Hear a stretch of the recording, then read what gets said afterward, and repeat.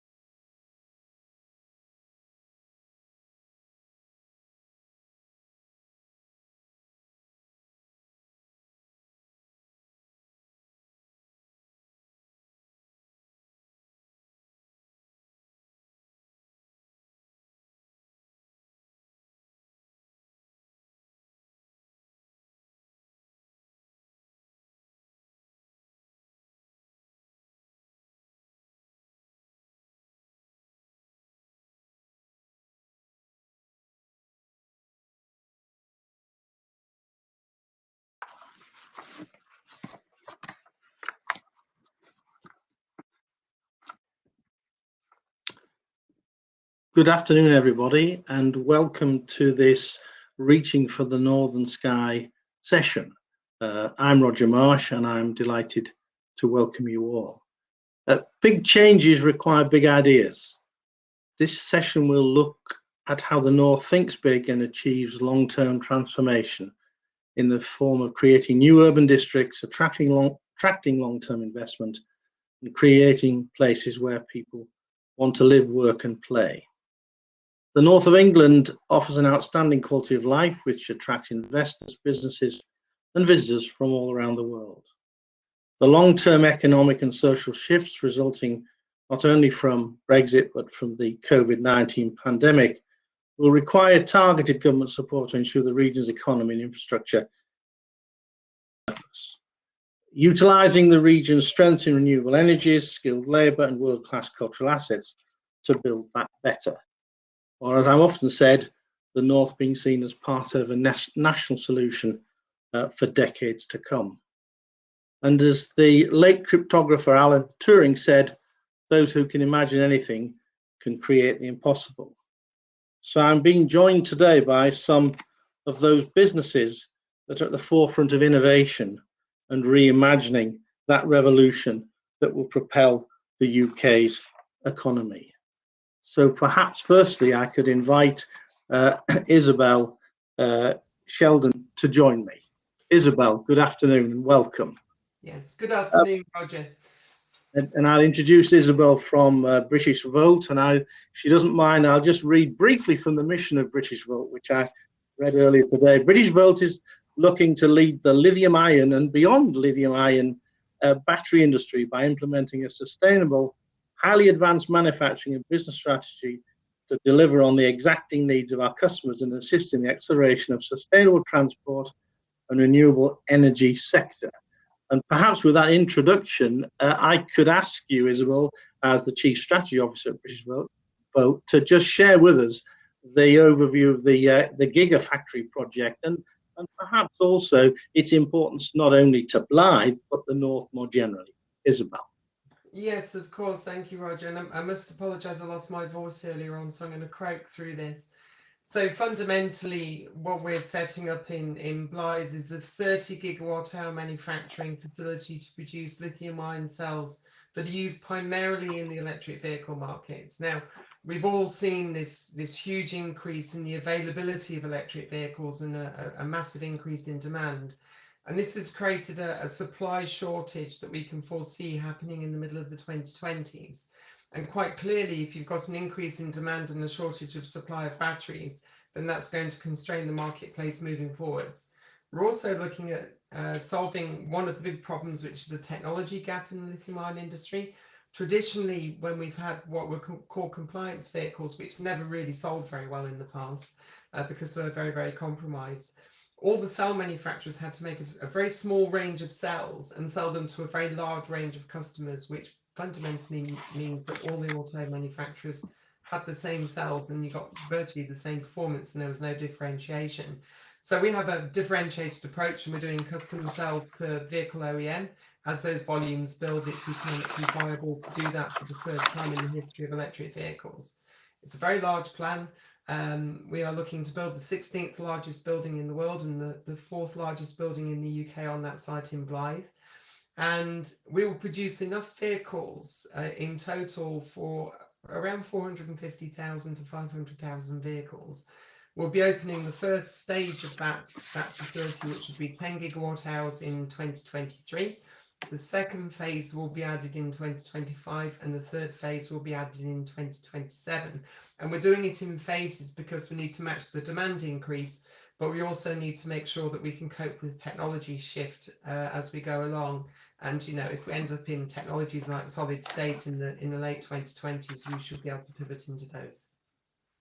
So tell us perhaps why Blythe and what your aspiration, apart from being a very successful global business, is in terms of the contribution for the North, and that North being part of the solution narrative that I shared at the outset. Well, fundamentally, if you're looking at a site for the main facility, which is 95 hectares, and with the co-located supply chain up to 135 hectares, there aren't that many places in the UK you can put that size of building.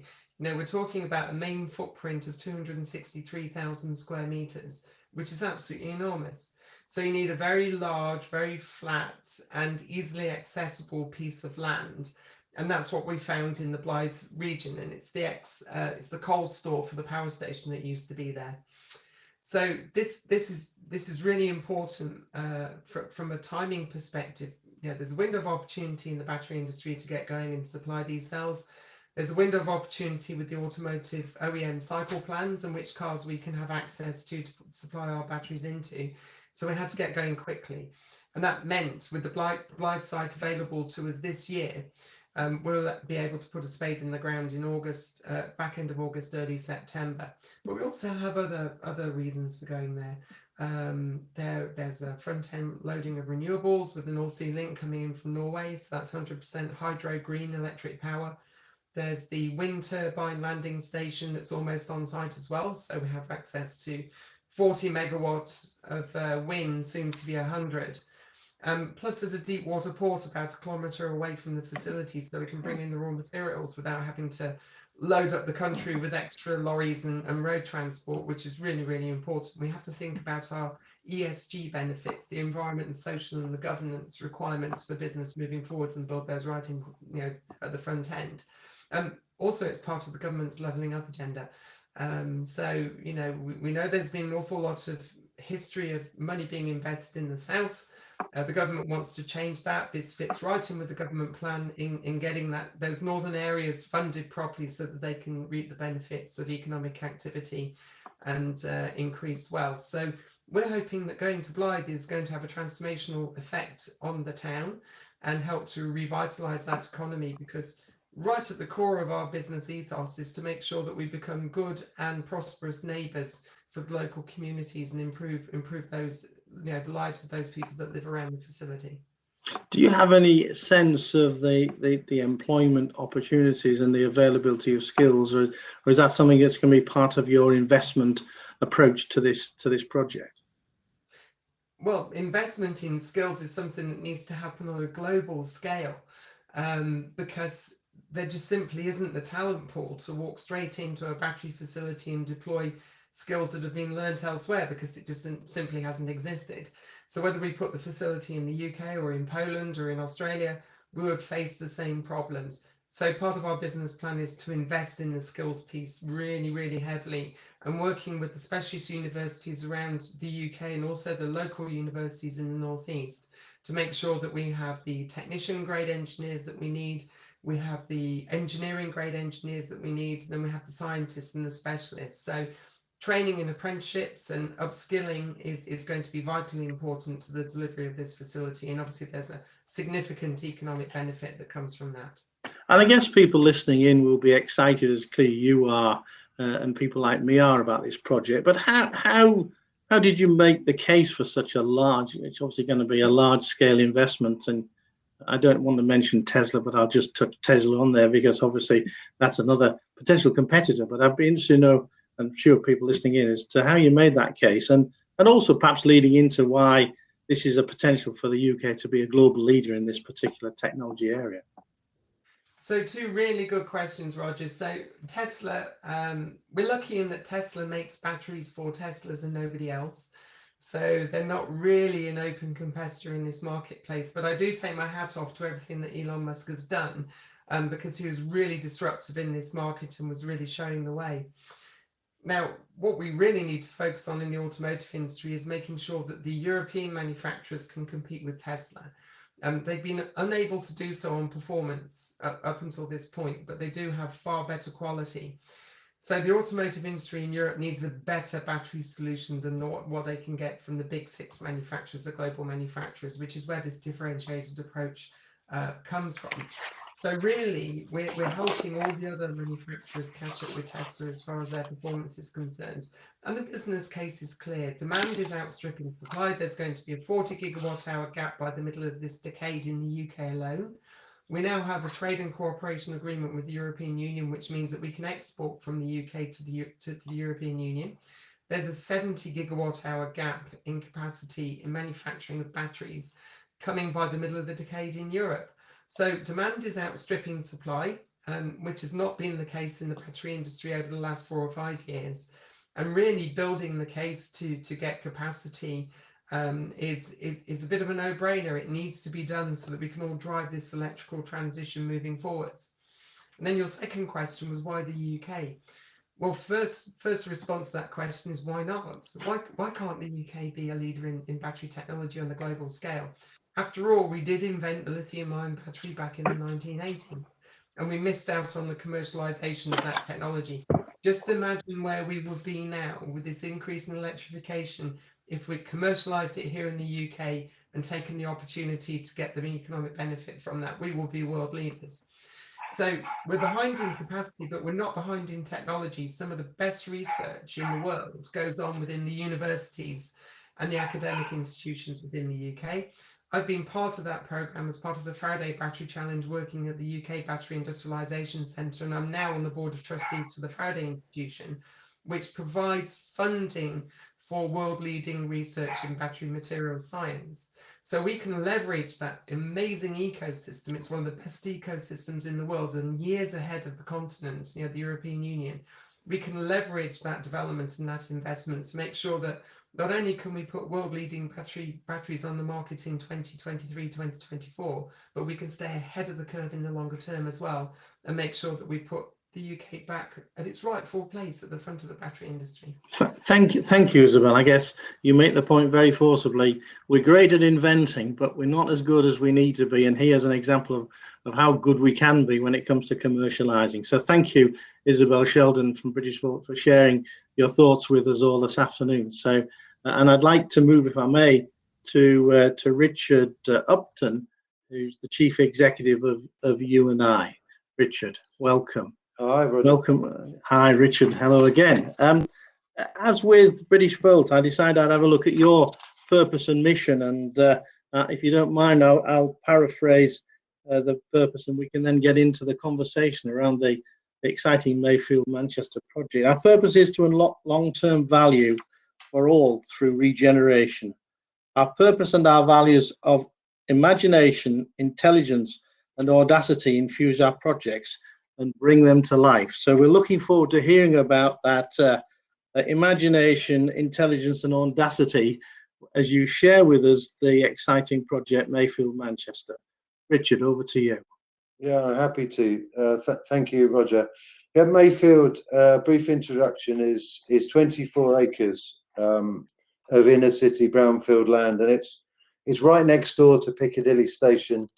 You just have to turn left and travel a few yards, but it's pretty much hidden and derelict for 30 years. It's hidden behind railway arches and railway structures, and there's a buried river, the River Medlock, and all of that we're revealing through regeneration, which is a real privilege. Roger. You said at the beginning it's all about big changes require big ideas.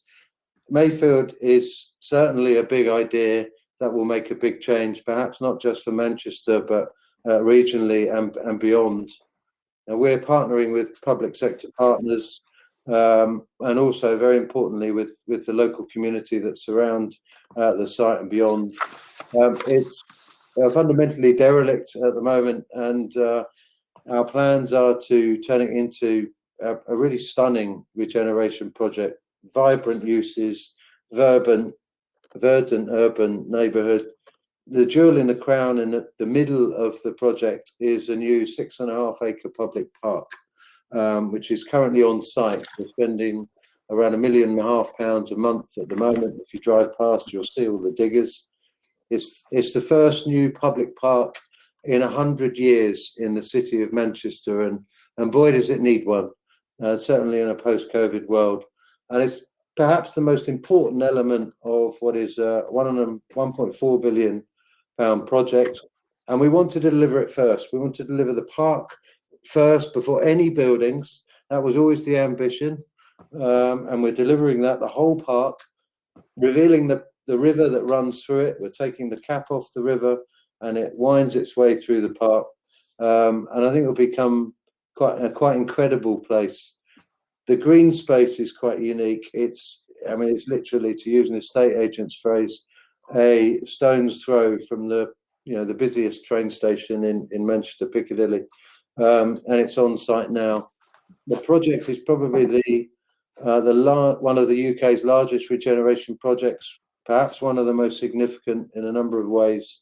We've got amazing ambition. It's an incredible location, improving transport links, not just within the city, but to the whole of the UK and abroad. World-class architecture, unbelievable green space, market-leading sustainability, and well-being is a key part of the original brief. And we were talking about history before, Roger, where I met you at the Peace Hall. The site has incredible history. It was originally in the 18th century, the print works for Thomas Hoyle in the 18th century. And in the 18th century, it was a world-class business in its day. It was famous for the purple dye it created, a very expensive color in its time.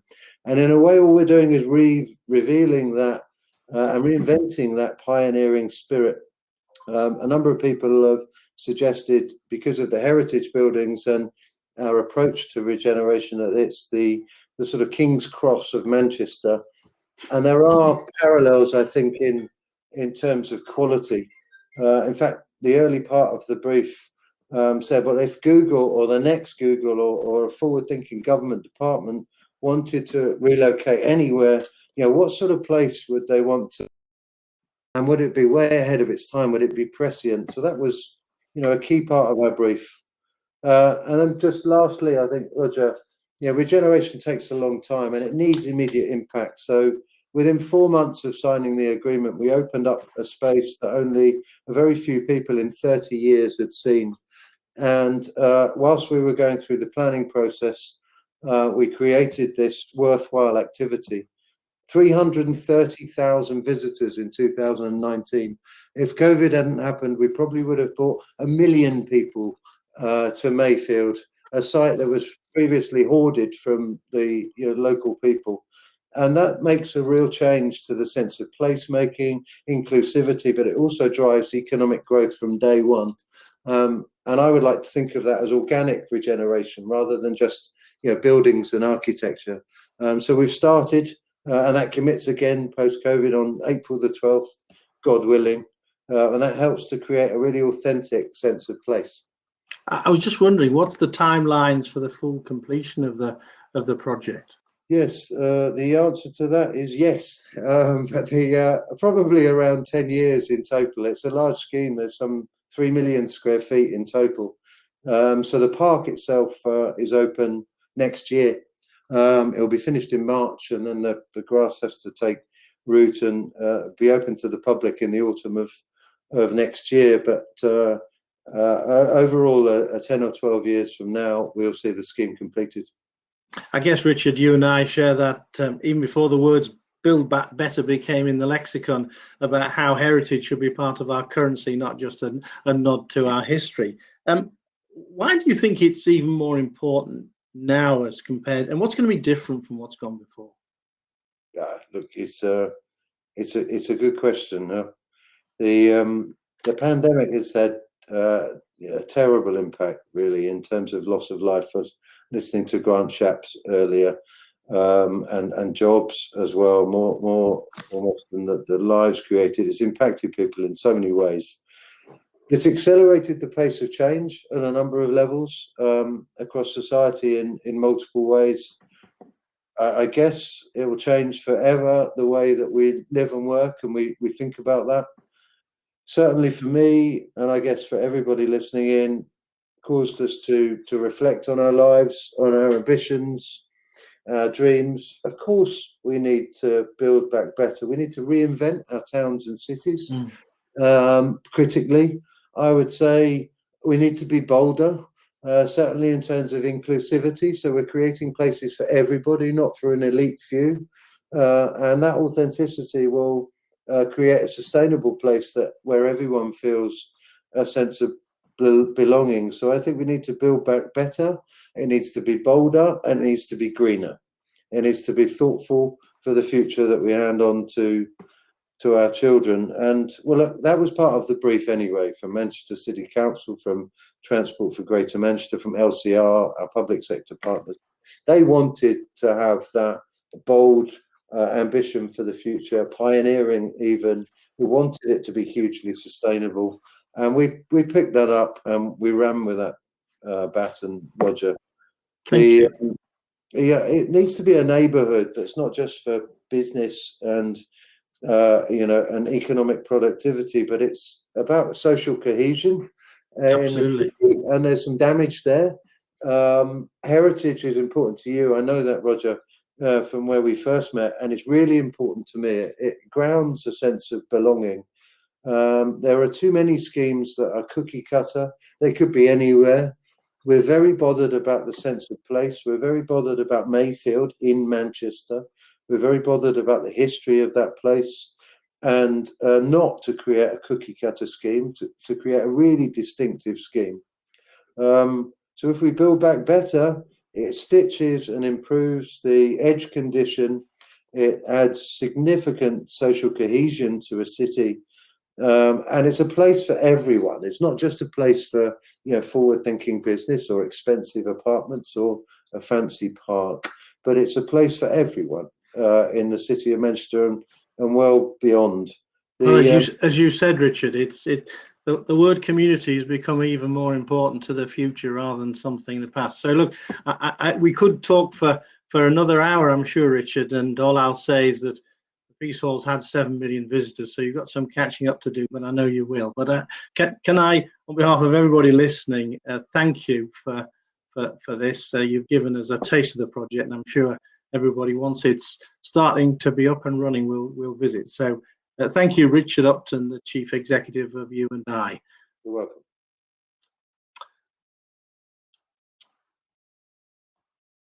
I'm now going to invite Mick or Michael Grace, who's the Director of Turner and Townsend, to join me. Hello, Roger. Hello. I've got Michael down, but I'll call you Mick because it's on the screen. As long as my mum's not listening. As long as your mum's not listening. And as you reminded me earlier, you had a hand in the Peace Hall and many other of these sorts of projects. And yeah, well, you should be as well. It's an amazing achievement. So, interestingly, from your background as a director of Turner and Townsend, I guess be interested to hear your thoughts on the challenges of delivering such long-term projects with scale impact, as we've just heard from Richard in relation to Mayfield. Well, I think, as an industry, we are facing a number of challenges, to be honest, Roger. And I think and these revolve to me around, and I'm sure you'll agree with this, about capacity, capability, and culture. So in terms of capacity, there is a significant amount of investment going on at the moment. There's a lot of work in infrastructure, particularly around rail, HS2. The health program, as you know, the building of the hospitals across the country, and defence. There's a significant investment in defence infrastructure as well, actually. So this is putting, I think, really big constraints on the industry's capacity to deliver. To be honest, I think one of the first things that we need to overcome is that, and I'm sure we can kind of revisit that later. That how we bring young people into the industry and how we upskill people in it. I think the second bit is capability. And I think we've seen that with Grenfell. There was some serious misjudgment in that, and a real lack of kind of challenge and capability to do the right thing. So I think the industry really needs to face up to those challenges. And I think also on that, I think we are also wanting to develop and build places that are sustainable and can, meet modern methods of construction, which is something I think the industry has lacked and not been so good in kind of being quick enough to adopt, and productivity obviously around that is kind of not great, is it, in the industry? We need to do a lot more. And I think the third bit, which is equally important, is about culture. And I think for any project to be successful, you need to partner with your supply chain who are going to be passionate about your project. Peace Hall wouldn't have happened without a team that was passionate about that project. I think that's really important. And I think more and more we need to reflect and become more diverse and inclusive. So, I think our professional teams and our supply chains need to reflect the communities they're working in. And I think that's, that will also be a big challenge for us moving forward, actually. Thank you, Mick. So when you think about the North's strengths and making the case for these sorts of investments, how would you, from your standpoint, what would you see as those compelling must do bits of the narrative? I'd be interested in your thoughts, and it can be wider than just buildings. It could be that infrastructure, digital or otherwise. Yeah, so I think clearly, that there is a huge gap between the North and the South. In fact, I believe it's wider than kind of East and West Germany when the wall came down. So that's a sort of significant issue we're dealing with. So for us, I think part of the problem is that people think it's a competition between North and South, and it isn't, is it? But what we don't have is a framework in place that makes us produce centres of excellence and actually encourages to compete globally, not internally. And I think the way we do that is to kind of, I think levelling up the North is actually quite a good strapline, isn't it? I think that's what we're trying to do, is level up. And, there's no doubt we lack significant investment in transport. There's no doubt about that. HS2 and the HS2 Northern Powerhouse Rail, or HS3 as it's called, is important. But also, I mean, you're a Yorkshireman like me, Roger, so this is important. We have to also remember that for us, public transport is also about buses. So people getting about in our communities is really important. So if you're in North Yorkshire and places like that, these places need equally good connection, although it's not going to be some significant infrastructure rail investment, is it? I think the other big area for us is really that digital investment. If we're at a real kind of point in time now where we can change the way we work, and I think to do that and to make us more productive, digital investment, fibre, 5G, and absolutely pivotal. Well, they are to my business. We couldn't have worked successfully through the pandemic without the digital tools and systems we've got. It'd have been impossible. So that's really important. And I think the other big thing is obviously tackling climate emergency, Roger. A lot of the local authorities have stated they've got climate emergencies, but it's all right saying you've got one, but what's that plan to deliver that, and how would you do it? I think that's the big task, isn't it? And kind of how we do that, and especially when you think, I think probably 40-50% of carbon is produced through residential and transport, actually. So you're tackling all things in one go, really, if you get to grips with these things.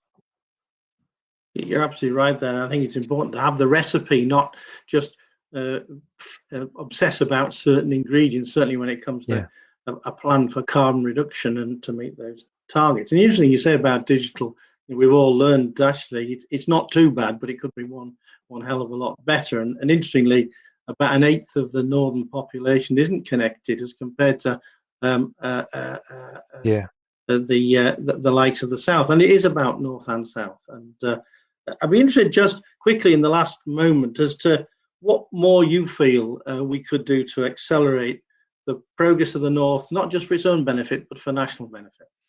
I think we need to come up with a policy that kind of recognises the excellence that's in our communities, really. And as I said before earlier, for me, the big thing we need to do is set ourselves up to compete against other global cities, not for Leeds to compete against Manchester or Hull to compete against Sheffield. That's not a recipe for success, is it? I think, competitive tension is good, but a framework for us to compete externally is absolutely what we need. Thank you, Mick. I think again we could probably carry on further. So thank you for joining us and participating in this. Mick Grace, Director of Turner and Townsend. So there we have it. Thank you to Turner and Townsend for sponsoring this session. The next session, which is about to begin, Selling the North to the World with Manchester United, Merlin Entertainments, and welcome to Yorkshire. But I think importantly for me, whilst thanking all of the those who joined me on this in this conversation, is to pick up what Mick said, that the success of the North will be where the whole is greater than the sum of the parts, part of a national economic solution for decades to come. So thank you for joining me, reaching for the northern sky, about mission possible rather than anything else. Good afternoon.